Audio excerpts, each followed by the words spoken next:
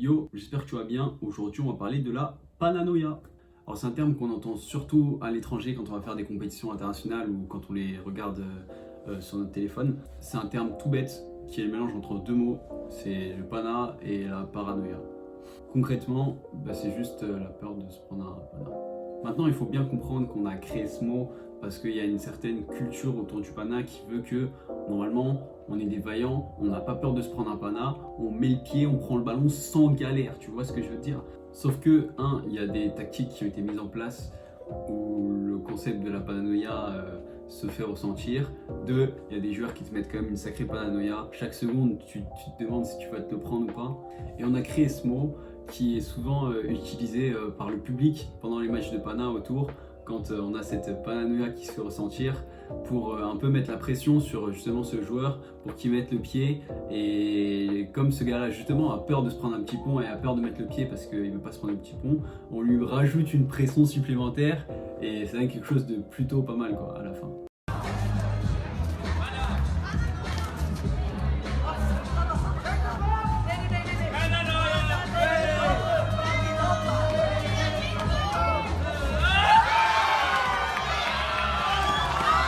Souvent quand on fait du pana avec des gens qui connaissent pas trop le pana, ils se disent c'est facile, je vais fermer les jambes.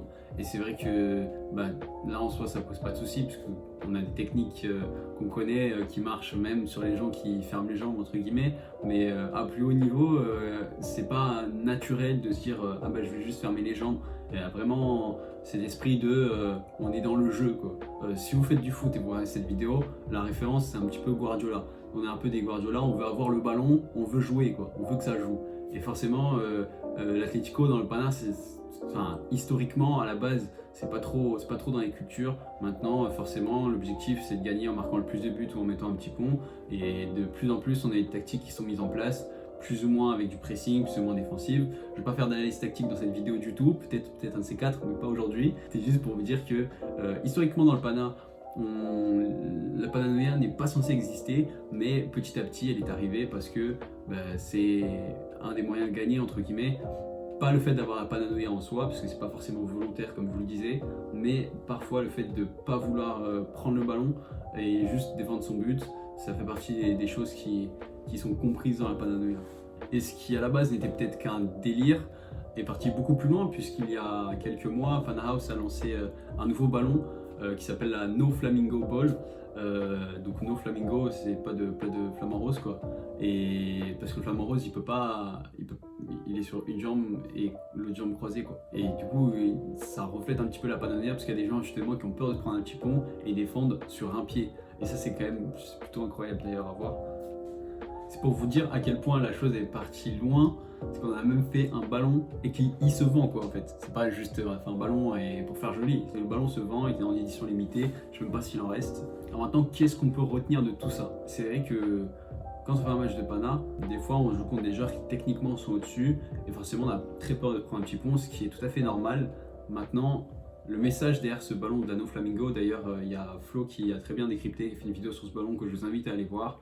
Mais le message derrière c'est que un Pana ça tue pas de toute façon. Encore une fois, culturellement dans le football, Pana égale humiliation. Mais dans le Pana, oui il y a ce côté là puisque tu perds par KO quand même, mais le Pana c'est pas une fatalité. Je veux dire, tu te prends un petit pont, ok super, je m'appelle toujours Quentin, j'ai toujours deux bras, deux jambes, je sais jouer, il n'y a pas de souci tu vois.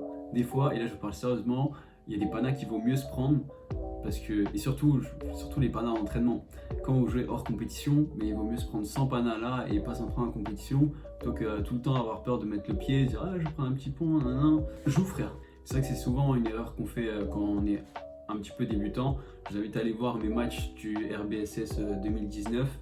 Je peux vous dire que c'était pas beau à voir. Je sais pas si je mets le pied une fois dans le match contre Anas. C'est un peu une erreur qu'on veut pas faire parce qu'on se dit attends, je prends pas souvent de pana, je vais essayer de rester comme ça. Mais de toute façon, des panas, on en prendra toujours, toute notre vie, on va se prendre des panas. C'est l'ADN du footballeur et du mec qui fait du pana. On se prendra tout le temps des panas. Et c'est pas parce qu'on ferme plus ses jambes que forcément ça arrivera moins.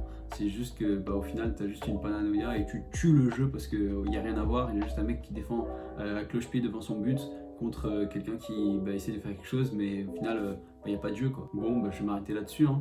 Puis le mot de la fin, n'ayez pas peur de vous prendre un pana parce que de toute façon, va arriver. Hein.